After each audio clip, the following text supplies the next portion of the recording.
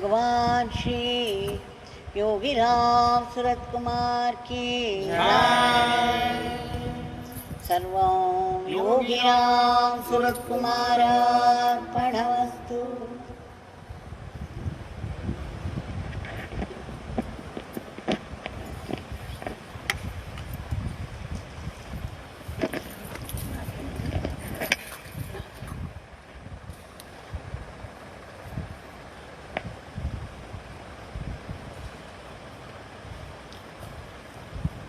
With deep gratitude,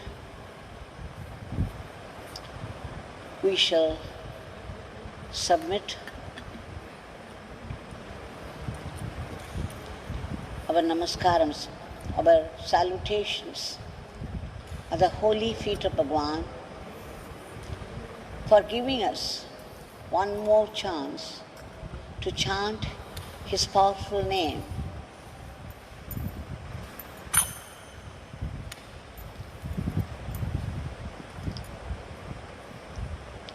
We have been going through the different leelas of Bhagwan Yogi Ramsuratkumar.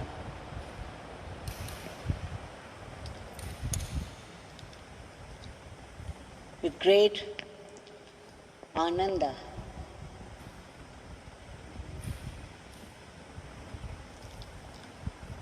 As he said, he is an ocean of grace, an ocean of power, an ocean of leelas. Now let us enjoy one or two drops from the ocean of leelas. Many types of devotees over the years had come to Bhagwan seeking his help, guidance and protection. And we see how Bhagwan,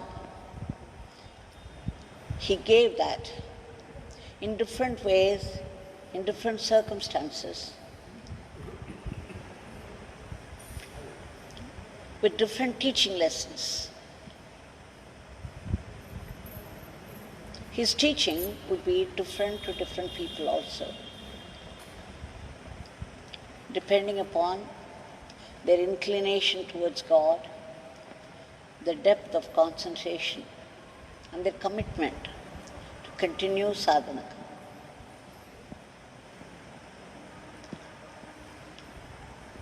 A devotee by name Srinivasan, he is more popularly known as Villivaka Srinivasan, and Bhagwan himself had called him so quite a few times. He was coming from Chennai to Sanadi Street House for darshan. His very first meeting with Bhagwan is a very interesting narration. But there is no time to mention that right now, not relevant to our today's theme. Enough to know that he was drawn to Bhagwan so much that he began to come often. So one day,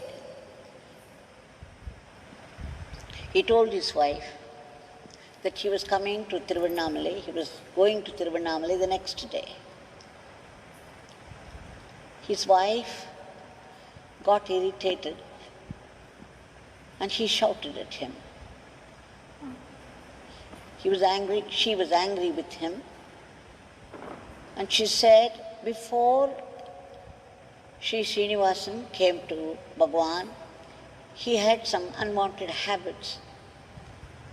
But after he came to Bhagwan, he became a devotee and he dropped those habits. So his wife was saying angrily, before you used to spend money on all those things, unwanted things. Now you have changed, thanks to Bhagwan, but then you are spending your money only on going to Thiruvanamalai. What about the household? There are expenses for the household. How do we meet them?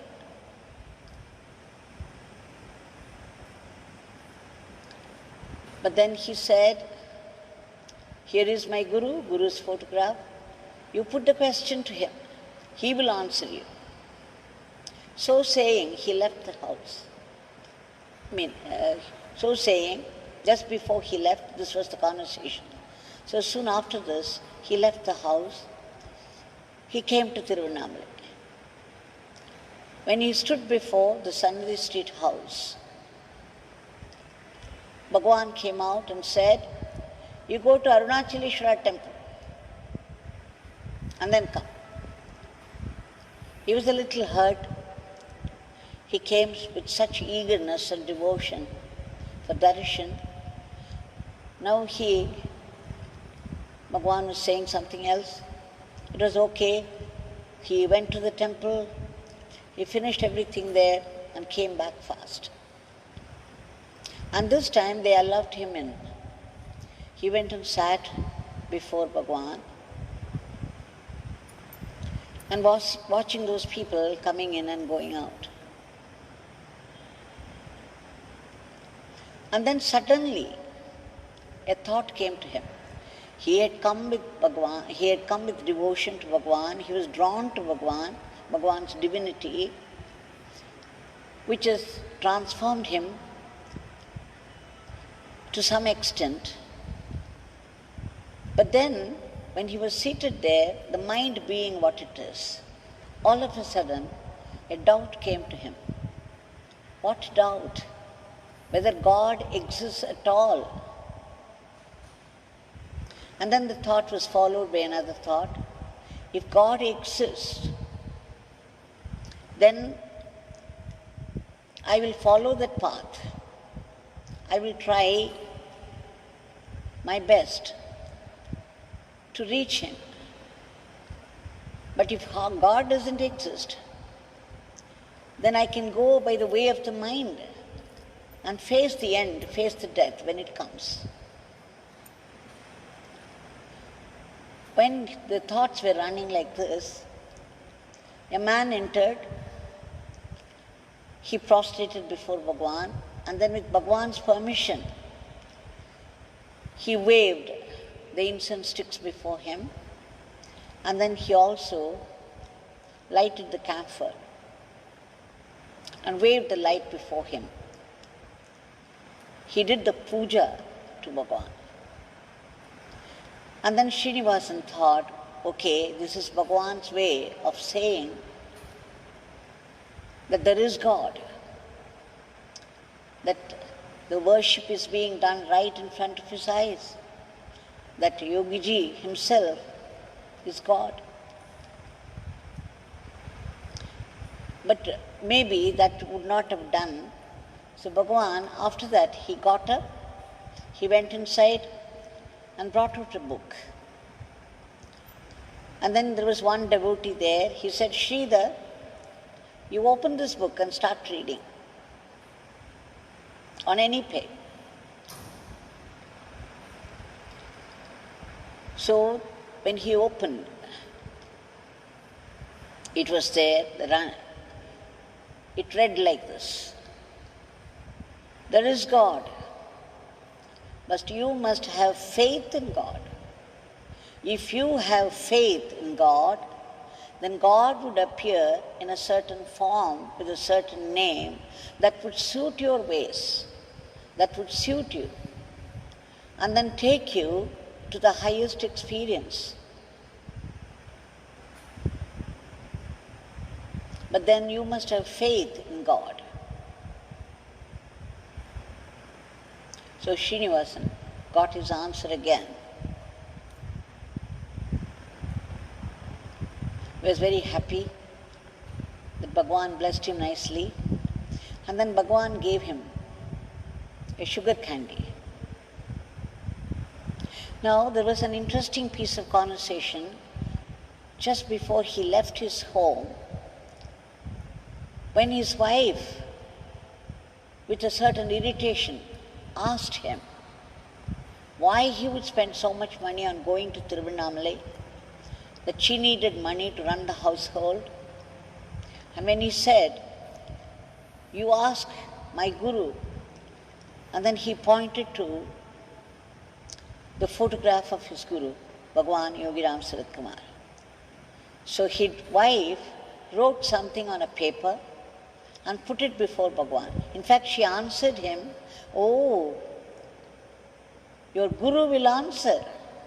She said it a little sarcastically, and then she wrote something and put it before Bhagwan's photograph. Now, back in Sannadhi Street house, when the Sridhar read out from the book the answer to the question that was plaguing Srinivasan, Srinivasan was very happy, and Bhagwan gave him a sugar candy and left him. Just when he was nearing the grill gate of Sannadhi Street house, that small veranda, Bhagwan boomed, "Mr. Srinivasan, there is no need for you to come again and again." And then he left him. It shocked Srinivasan no end. In fact, that morning when Srinivasan came and stood before the house, the first thing that Bhagwan asked him, "You came only recently? All right, now you go to Arunachaleshwara temple and come." So, if we knew the ways of Bhagwan, this very question, "You came only recently," must have been a warning. But of course, Srinivasan didn't take it seriously. But now, when he was about to reach for the gate, Bhagwan said, "Mr. Srinivasan, there is no need to come to this beggar again and again." What a shock it was to him after the way he answered all his doubts. Srinivasan he could not bear it. He started to cry. He was crying and crying all his way back to the house. Seeing his mood, his wife asked him, "What happened?" Srinivasan narrated everything, especially his final declaration. There was no need for him to go again and again. Then his wife smiled and she said, "Your guru has answered my question." He looked up shocked and said, "What did you write? What did you keep?" She said, "I wrote to Yogi Ramsuratkumar Bhagwan, please ask him not to come again and again." And then he knew that Bhagwan spoke the very same words when he went there. There is another time when Srinivasan ji and his wife, they had to go through many difficulties in life, trials and tribulations, all kinds of suffering. Suddenly his relatives began to humiliate him, abuse the couple in different ways, started to reject them, isolate them. It was so difficult for those two to go through this phase. And there was always a tension. With the result, after some time, Srinivasan ji began to develop the fear of death. The fear of death began to haunt him. So much so that one day he decided, okay, let me face it, let me see what it is like. And then he lay down and then he imagined his own death. He visualized the whole scene, his body lying there as a dead body and the situation around him. He did it to his wife also. He imagined the death of his wife and the situation that developed after. And again, he did it to his daughter. And then when it came to his son, when he imagined the death of his son, he could no more bear it. He was very fond of his son, little one, and he could not see his son's death. The whole process took about 1.5 hours, and then when he could no more bear this thought, he got up. And then he decided, okay, tomorrow we will all go to see Bhagwan in Thiruvanamalai. It affected him, this imagination, this visualization. You see, when this fear of death came to Sri Raman Maharishi, he also lay down. He imagined his death. Slowly, gradually, he also held his breath because he wanted to see the death of the body and the death of the mind. He also held his breath. So there was no breathing. And then he wanted to know what was beyond this breathing, what was supporting this breathing. And what was more, he looked inside with his entire being, with total concentration. And then the Supreme revealed itself, because that was the only thing beyond our breathing. That is the substratum of all existence, the substratum of all creation, which is inside every one of us. That was inside Sri Raman Maharishi. And when Sri Ramana looked inside deeply with his entire being, at the point where even the breath stopped, and then there was revelation after revelation after revelation. The Supreme Consciousness took over his entire being, and it became pure awareness afterwards, the Self. So much so, he said, he declared, there is only the Self, there are no others. But here in the case of Srinivasanji, the fear of death was genuine, but his look turned out. It was outward. So he imagined his death and the situation that would develop outside. He could not look inside. So the fear continued, the tension continued, the suffering continued. The next day morning, all the four of them promptly came to Thiruvanamalai, came to the doorstep of Bhagwan. Actually, they joined the other people, they were standing in the queue, but Bhagwan sent word through the gatekeeper, the attendant, and then he called out, Villivakam Srinivasan. So this family hastened. So when they came, Bhagwan seated them all in that small veranda. And then he said, he was asking Srinivasan, what is your name? Srinivasan. Long live Srinivasan. What is your name? Rajalakshmi. Oh, long live Rajalakshmi. And then he asked for the names of the children also. And then he said, long live, long live. After that, he made them all stand. And once again, he raised his hands in benediction and pronounced, long live all the four of you. And then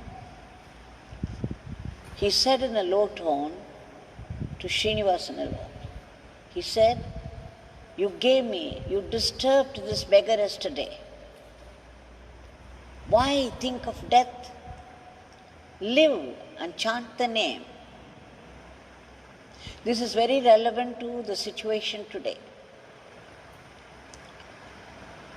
People get into depression so easily. For everything, they feel depressed and are unable to come out of it. And then it becomes suicidal. But Bhagwan said to Srinivasan, why do you think of death? live and chant the name. It's for all of us.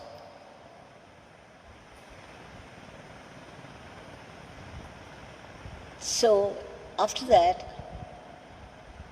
of course, Bhagwan was going to leave them. And then Srinivasanji was surprised, because the last time when his wife wrote something before the picture of Bhagwan, he answered it here in Sannadhi Street house. And this time he knew the entire experience of Srinivasanji and was answering now. Why think of death? You disturbed this beggar yesterday. So you see, all our feelings reach him. He is all pervasive, all knowing, all powerful. So Srinivasanji could not help asking. He was thinking, Swami seems to know everything. So he asked him, how is that he knew what his wife wrote down there in the house in Chennai, and now what happened, this experience that he went through, without his telling him anything at all. Swami was referring to this death, his fear of death. And then usually Bhagavan would not answer such questions. If anybody asked him why he did what he did, he would never say, he would keep quiet. And then you would feel discouraged and stop it. But that particular day, surprise of surprises, he answered him, and this is an answer for all of us. It's a revelation.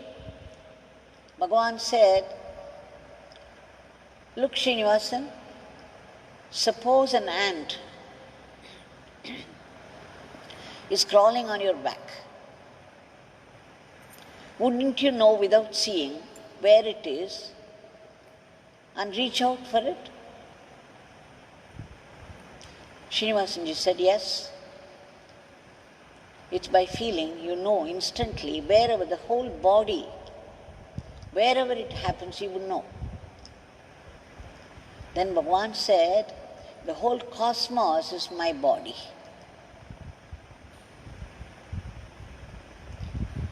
The whole cosmos is my body. That's all. Just see what he said. Just think of our body. The whole body is permeated by the feeling, I am so and so. The whole body of Srinivasan was permeated by this feeling that he was Srinivasan. Everybody's, the I and mine, is everywhere in the body. That you identify your legs as your legs. You identify your hands as your hands. The hair on your head, you say my hair, my eyes, my nose, my body, my mind, my word, my action, my thoughts. This I and mine rule our entire being. Now when Bhagwan said the whole cosmos was his body, the I of Bhagwan, the supreme I, is all pervasive. It is all over the cosmos. The supreme I is all over the cosmos. So just as a mosquito bites us somewhere at the back, immediately we would reach out for it. The whole body would adjust itself for the hand to reach that, to remove the cause of suffering, the mosquito or the ant. So like that, the supreme I, the whole cosmos, is his body. And that's why he is all-knowing. He is all-pervasive. We have very limited power because our consciousness is limited. But the Supreme has no limitations at all. Why? His I pervades everything. So he is all-knowing, all-powerful, all-pervasive. He is the Parabrahman, the Supreme. And the Supreme, as he said in the previous time, that when Srinivasanji visited him, have faith in the existence of God, and then God would assume a form and name and come to you to take you to the heights. So this Supreme Being, that is Bhagwan Yogi Ramsuratkumar, revealed himself, his true identity, his state of being.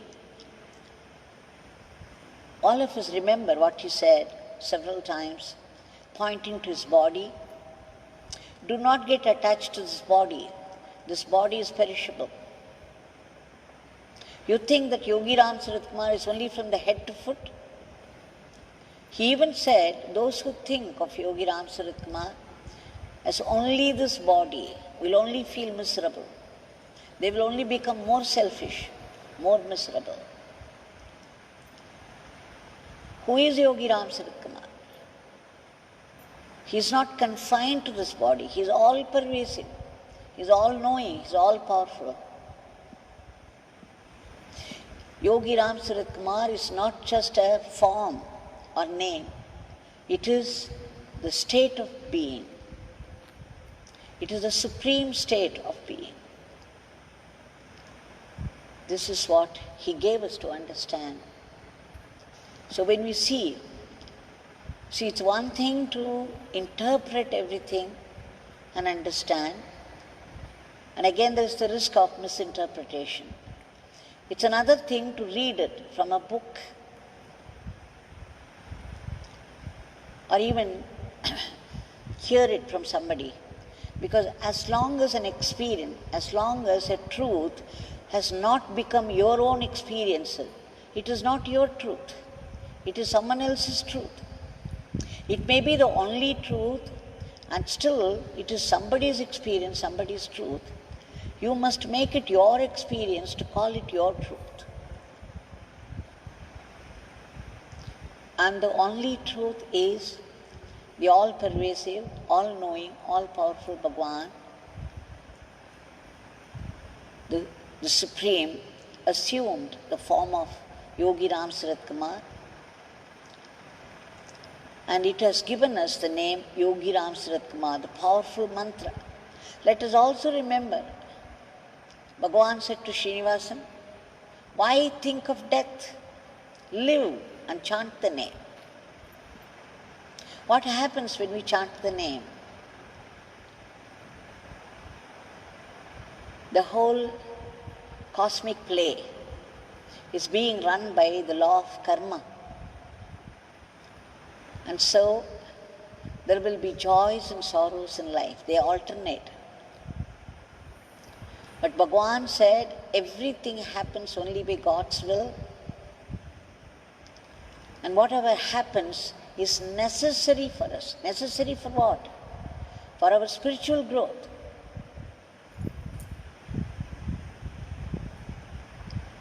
And that is why it is happening. And he said in a very definite tone that this is a pure blessing. Whatever happens, happens only by God's will. And whatever happens is necessary for you, that's why it's happening. And it is a blessing for your spiritual growth. And therefore you have to learn to look upon it as a blessing in disguise. Now this Supreme God is in all of us. There is a spiritual heart. Sri Ramana Maharshi refers to it as the heart. It is different from the physical heart, and it is there right in the middle of your chest. The Upanishads speak about the exact location of it. It's between the navel and the Adam's apple, right in the middle. The spiritual heart, the supreme power, the Supreme God is seated there.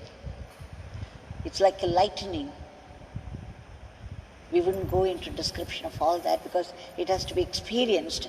No matter how much we describe, it would fail miserably.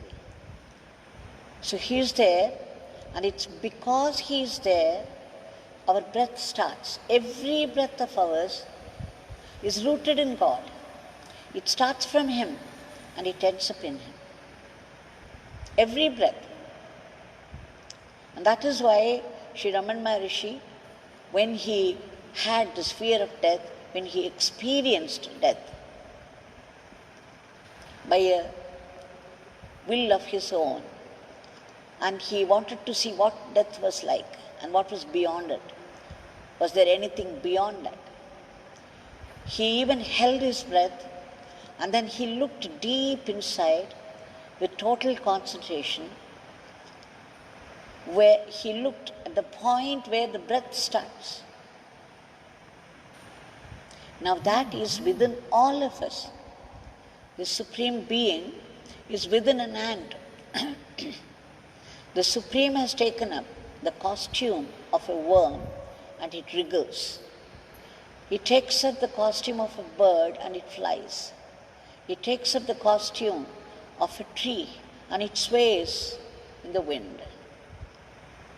The Supreme has become all. And the Supreme has put breath in this body.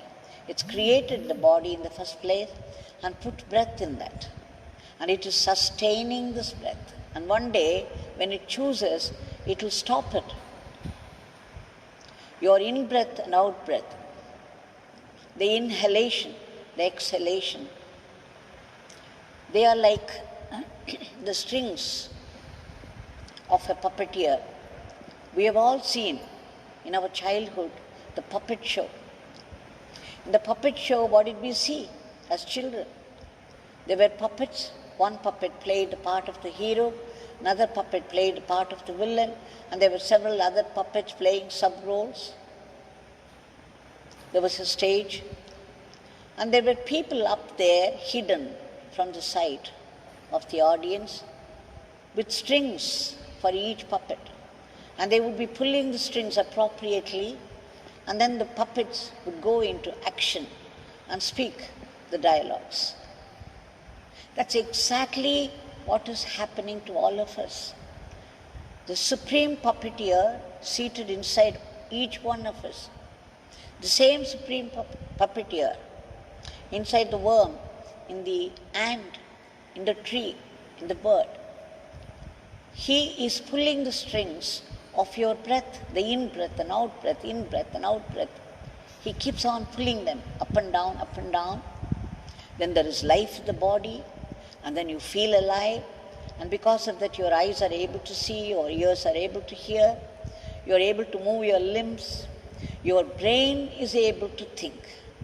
If your brain is not able to think at all, how would you run your life? And for this, there should be breath in the body, and for the breath to be in the body, there should be the Supreme inside. It is within reach if we care to look in.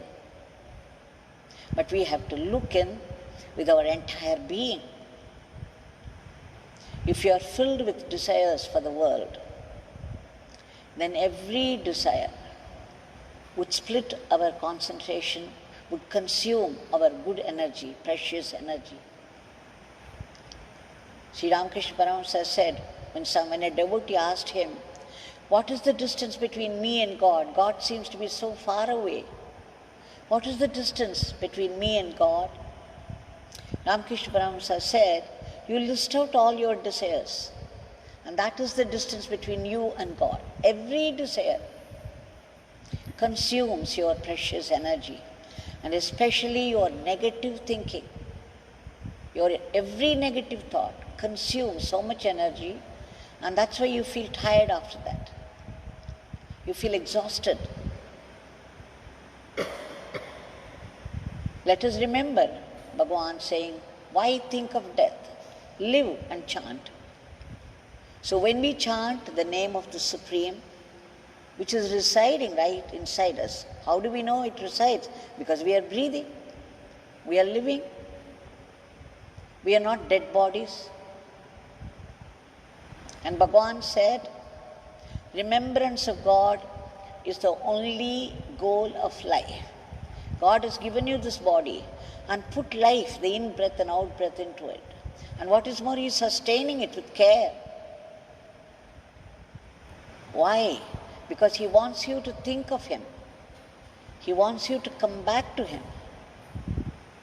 So that is the aim of life, remembrance of God. And Bhagwan said, remembering the name is remembering God. And it's only when you remember God you truly live. He said, otherwise you are a dead body. The times you don't remember God, you are dead. Why? You are not serving the purpose of life. What is the purpose of life? To remember God. Constant remembrance of God. We do not know how to reach Him, but we can remember Him with effort. As long as the ego is active, it is He who has put the ego also. He has put the Maya, the ego, so that the ego would go on thinking that it is ruling the body, mind, everything. And the ego would claim the merits and demerits. But remember, it is He who is activating you. He is activating your breath. He is activating your brain. He is activating your eyes so that the eyes could see. He is activating your ears so that the ears could hear. He is activating your entire being. He is the doer. He is the only doer. None of us truly exist. It is He who is playing all our roles on the world stage. But as long as our ego is active, as long as we identify everything with ourselves, with the body, I am so and so, it is my thinking, it is my word, it is my action, I did a bad action, I achieved this, I failed. This identification with the body, even that was given to us only by Him, so we cannot escape it easily.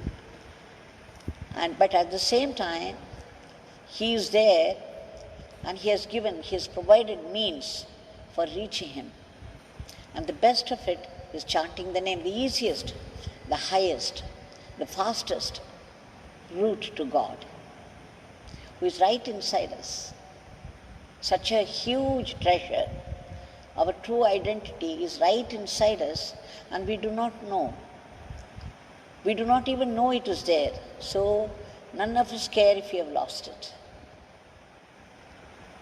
So this is what Bhagwan used to say. It's only when you remember God you truly live. Other times you are dead.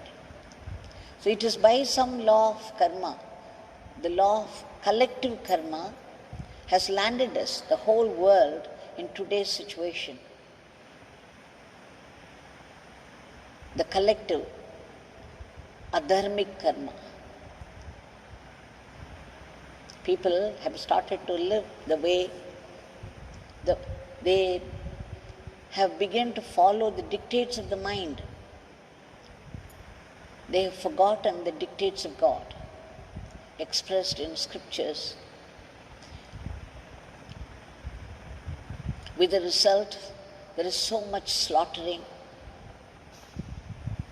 so much killing, so much violence, and so much merrymaking. Now this collective karma has landed us here because God wants us to be cleansed.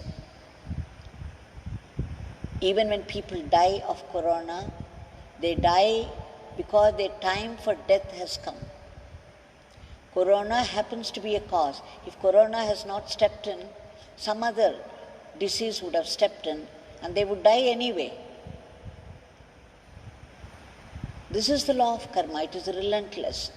But then we would go into it. It's no time to discuss all these things now because people are agonized. They are in the grip of great fear and there is the spread of this disease. And people are grief-stricken. Even the countries with the great army as their strength and money they are reduced to utter helplessness by an unseen small virus. This is God. This is how God plays His game. Now at this moment, what could we do? We cannot say it's a law of karma and let people suffer. We have to do whatever we have to do, and that is to chant His name and pray and pray and pray until it happens. Do not think that we can pray for a few days and then, because it's a huge, a gigantic suffering, a momentous thing. And so it takes a long time, but we cannot give up easily. We shall do our part.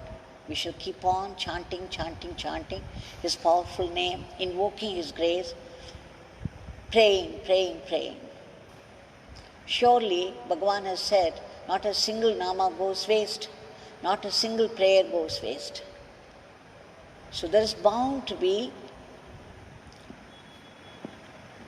the fruit for all these efforts. Let us invoke His grace today again. Bhagwan, O beloved Bhagwan,